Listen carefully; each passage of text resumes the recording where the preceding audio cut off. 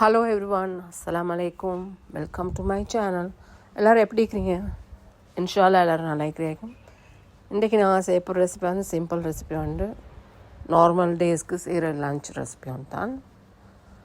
இதில் மெயின் இது வந்து நான் வந்து முருங்கை இலையில் சுண்டல் ஒன்று செய்கிறது தான் மெயின். இது மக்கி அதுக்கு சேர்த்து செட்டிங்ஸ் இதுக்கு இது மேட்சிங் அந்த மாதிரி செஞ்சுக்கிறேன். மீன் பொரிச்சு மீனாக்கி பருப்பாக்கி முருங்கடை சுண்டல் வந்து பப்படம் பொரிச்சு, அவ்வளோதான்.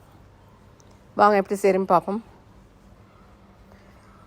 ஃபஸ்ட்டு நாங்கள் பருப்பை ஊற வச்சுக்கிறோம் தண்ணியில். அதுக்கு வெங்காயம், பச்சை வச்சுக்க வெள்ளை வெங்காயம், கருவேப்பிலை, உப்பு, மஞ்சத்தூள் இடித்து கொச்சிக்க கொஞ்சம் ஒரு பிஞ்ச் போல்.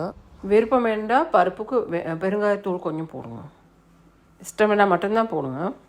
இப்போ மீன் ஆக்குறதுக்கு நாங்கள் வெங்காயம், கருவேப்பிலை, பச்சை கொச்சிக்காய், மஞ்சத்தூள், கொச்சிக்காய்த்தூள், உப்பு, உளுவரிசி, வெள்ளை வெங்காயம், கொரக்காய் 2 துண்டு எல்லாம் சேர்த்து போட்டு தக்காளி கவனம் போட்டு நல்லா கொஞ்சம் தண்ணி பால் ஊற்றி பிணைஞ்சிடணும். எல்லாம் கையால் பிணைஞ்சிட்டு அதுக்கு போகிறோம் அடுப்பில் வைக்க தேக்கி தக்காளிக்கெல்லாம் போட்டு சிறுக்கு தண்ணி பால் ஊற்றி கொஞ்சம் பிணைஞ்சிவிடும். கையால் பிணைஞ்சிட்டு கொஞ்சம் டேஸ்ட் பார்த்துட்டு அதுக்கப்புறம் அடுப்பில் வைக்க தேக்கி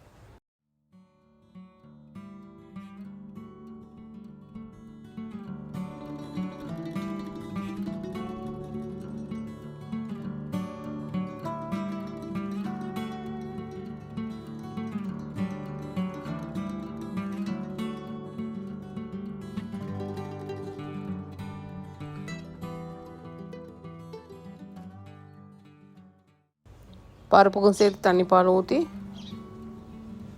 அடுப்பில் வைக்கிறது.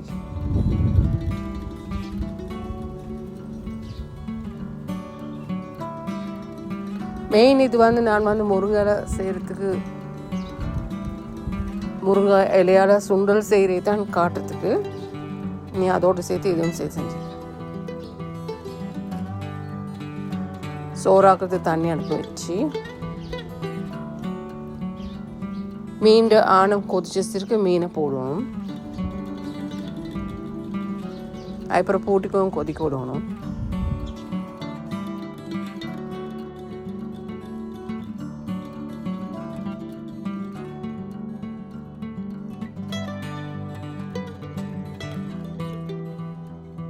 கொதிச்சதுக்கு அப்புறம் இது தலைப்பால் கொஞ்சம் ஊற்றி ஒரு கொதியில் அப்புறம் அடுப்பு ஆஃப் பண்ணிட்டேன்.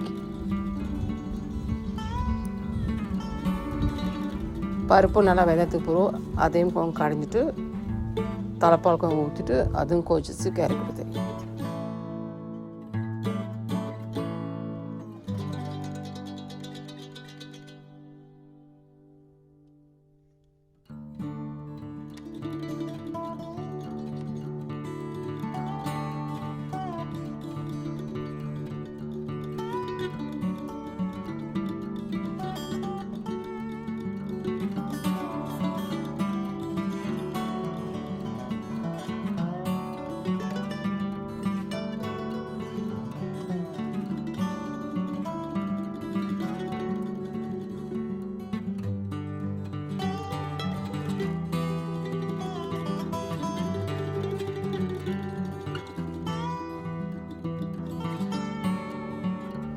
இதோடு சேர்த்து சோறாக்குறதுக்கு தண்ணியும் கொச்சிட்டு அதில் அரிசியை போட்டு வேக விட்டுருவீங்க.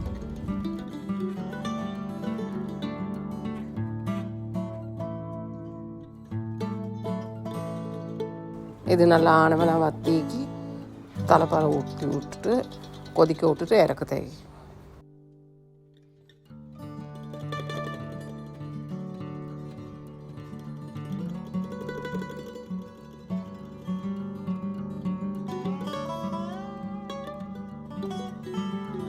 மீன் பொரிக்கிறதுக்கு நாங்கள் வந்து கொச்சத்தூள் 1.5 டேபிள் ஸ்பூன் எடுத்துக்க. ஏன்னா 4 குட்டி மீன் மட்டும்தான் பொரிக்கிறேன். புளி கரைச்சியை ஊற்றி உப்பும் போட்டு நல்லா மிக்ஸ் பண்ணிவிட்டு மீனில் பெரட்டி வச்சு உப்பு போட்டு இங்கே காட்டில ஆனால் உப்பு போட்டு மிக்ஸ் பண்ணிவிட்டு அதுக்கப்புறம் மீனில் பெரட்டி கொஞ்ச நேரம் வச்சுட்டு பொரிச்சிருக்கு தேவை.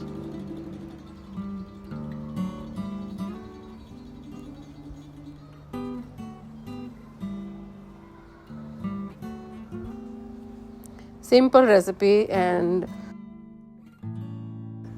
normal daysக்கு ஆக்கிறதுக்கு ஈஸியான ரெசிபி. இந்த கொஞ்சம் ஈக்கிற கொஞ்சத்தை வச்சு வெரைட்டியாக செஞ்சு திங்கிறதுக்கு நல்லாயிருக்கும்.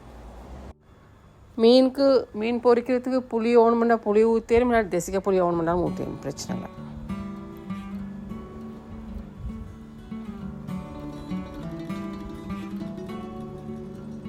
இப்போ இதை பெரட்டி வச்சுட்டு நாங்கள் முருங்கைக்கீரை சுண்டல் அரியிற எப்படின்னு பார்ப்போம்.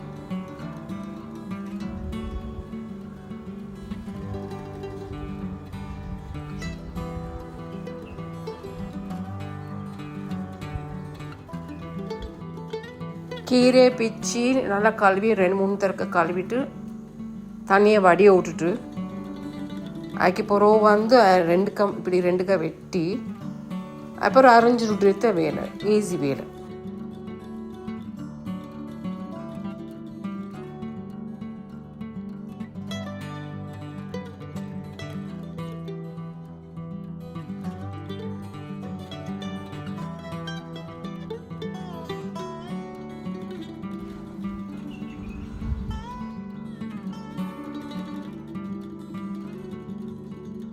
தேங்காய் திருவி வச்சுக்கொண்டு அதுக்கு மஞ்சத்தூளும் உப்பு கொஞ்சம் வெங்காயம் உண்டு இது கீரை அரிஞ்சிக்கிற அளவுக்கு வெங்காயம் உண்டு, சரி ஆஃப் சரி.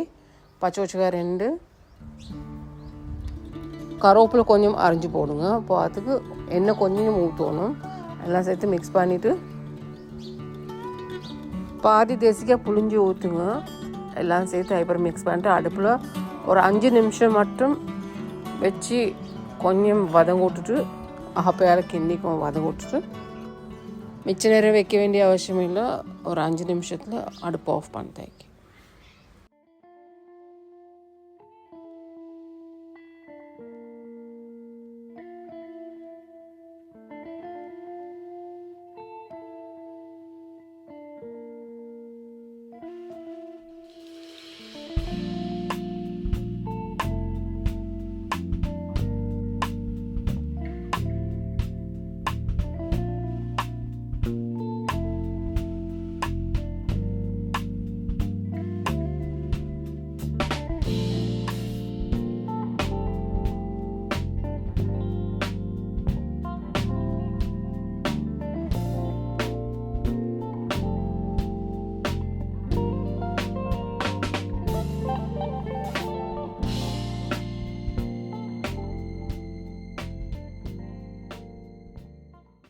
இந்த நாங்கள் பிணைஞ்சி வச்சுக்கிற தேங்காயில் போட்டு வெங்காயம் பச்சை வச்சுக்கலாம், அதை நல்லா பிணைஞ்சி விட்டுட்டு அதுக்கப்புறம் அது கீரையில் போட்டு மிக்ஸ் பண்ணி விட்டுட்டு எண்ணெய் ஊற்றி தேசிக்காய் புளிஞ்சி விட்டு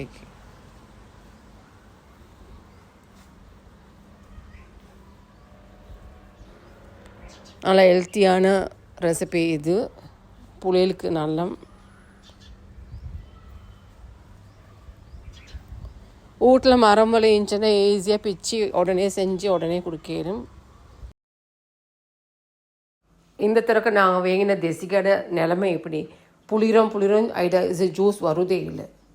ஒரு பாதி தேசிக்காய் நல்லா ஜூஸ் சீக்கிர தேசிக்காவால் பாதி புளிஞ்சு விடுங்க.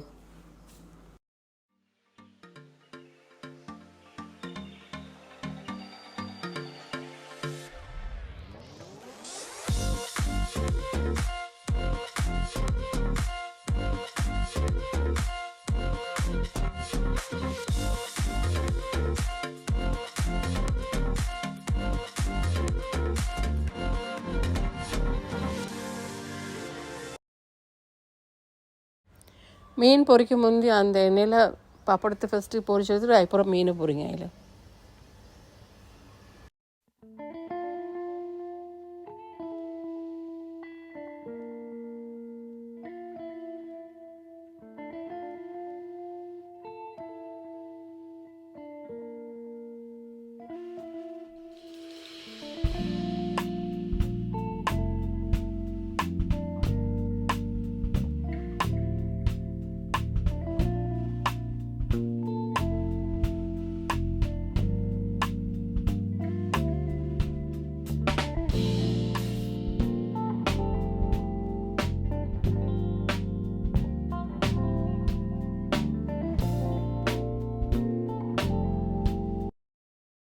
பருப்புக்கு தாளித்து போடுறது கொஞ்சம் எண்ணெய் ஊற்றி கடுகு கொஞ்சம் போட்டு கடுகு வெடிச்சதுக்கு பிறகு வெங்காயம் கருவேப்பிலை கொஞ்சம்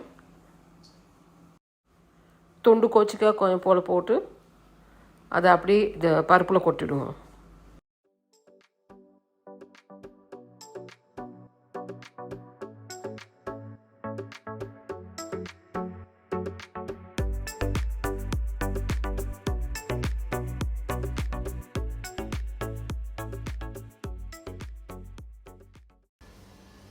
இவ்வளோ தான் ஈஸியான ரெசிபி, சிம்பிள்.